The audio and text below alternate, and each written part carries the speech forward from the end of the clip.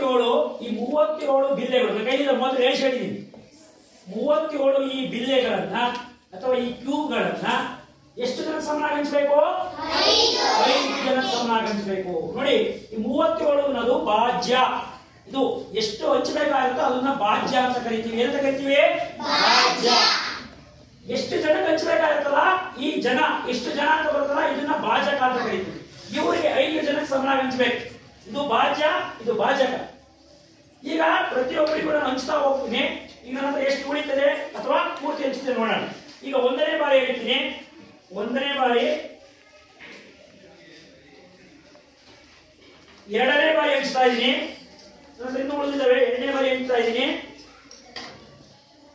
ಮೂರನೇ ಬಾರಿ ಹಂಚ್ತಾ ಇದ್ದೀನಿ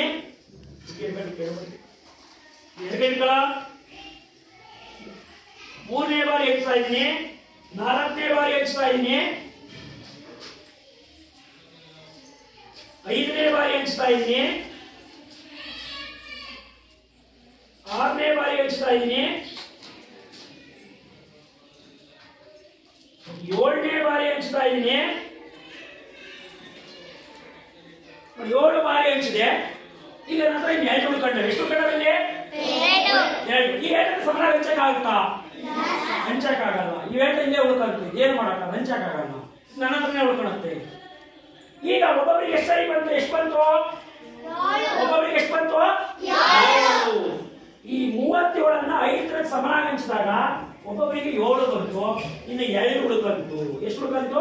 2 ಈ 2 ಉಳ್ಕೊಂತು ಈ 2 ಉಳ್ಕೊಂಡಿದ್ದನ್ನ ಇದನ್ನ ನಾವು ಶೇಷ ಅಂತ ಕರಿತೀವಿ ಏನಂತ ಕರಿತೀವಿ ಶೇಷ ಈ 7 ಅನ್ನೋದು ಭಾಗಲಬ್ಧ ಉತ್ತರ ಪ್ರತಿಯೊಬ್ಬರಿಗೆ ಸಿಕ್ಕಂತಹ ವಸ್ತುಗಳು ಪ್ರತಿಯೊಬ್ಬರಿಗೆ ಸಿಕ್ಕಂತಹ ಬಿಲ್ಲೆಗಳು ಈ 7 ಅಂತಕ್ಕಂಥದ್ದು ಅರ್ಥ ಆಯ್ತಲ್ಲ ಇದು ಭಾಜ್ಯ ಭಾಜಕ ಭಾಗಲಬ್ಧ ಭಾಜ್ಯವನ್ನ ಭಾಜಕದಿಂದ ಭಾಗಿಸಿದಾಗ ಭಾಗಲಬ್ಧ ಬರುತ್ತೆ ಉಳಿದದ್ದು ಶೇಷ ಉಳಿದದ್ದೇನಿದು ಶೇಷ ಈ 2 ಉಳಿತು ಈ 2 ಸಮನಾಗಿ ಹಂಚಕ್ಕಾಗಲ್ಲ ಇದು ನನ್ನ ಹತ್ರನೇ ಉಳ್ಕೊಳ್ಳುತ್ತೆ 35 ಮಾತ್ರ ಸಮನಾಗಿ ಹಂಚ್ತೀವಿ 5 ಜನಕ್ಕೆ ಇನ್ನೆರಡು ಉಳ್ಕೊಳ್ಳುತ್ತೆ ಇದೇ ಉಳ್ಕೊಂಡೇ ಶೇಷ ಇದನ್ನ ಹೆಂಗ್ ಮಾಡ್ಬೋದು ನೋಡಿ ನೋಡೋದನ್ನ ತೋರಿಸ್ತೀನಿ 37 5 ಭಾಗಿಸ್ಬೇಕು ಇದೇ ತರ ಇದನ್ನ ಹೆಂಗ್ ಮಾಡಿದೀವಿ 5 ಮಂದಿ ಬರ್ತಲ್ಲ 5 5 7 35 35 ಕಳಿಬೇಕು 7 5 ಕಳೆದ್ರೆ 2 ಸರಿನಾ 3 3 ಕಳೆದ್ರೆ 0 ನೋಡಿ ನಮ್ಮ ಹತ್ರ ಉಳ್ಕೊಂಡಿರೋದು 2 ನನ್ನ ಕೈಲಿ ಐತಲ್ವಾ ಈ 2 ಶೇಷ ಅಂತ ಕರಿತೀವಿ ಅಂತ ಕರಿತೀವಿ ಶೇಷ ಇದೇ ಭಾಗಲಬ್ಧ ಇದು ನಿಮ್ಗೆಲ್ಲ ಗೊತ್ತಿರುತ್ತೆ ಇದೇ ಭಾಜ್ಯ ಇದೇ ಭಾಜಕ ಭಾಜಕ ಇದು ಇದೇ ತರ ಭಾಗ ಇದಕ್ಕೆ ಬಗ್ಗೆ ಚೆನ್ನಾಗಿ ಕಲಿಬೇಕು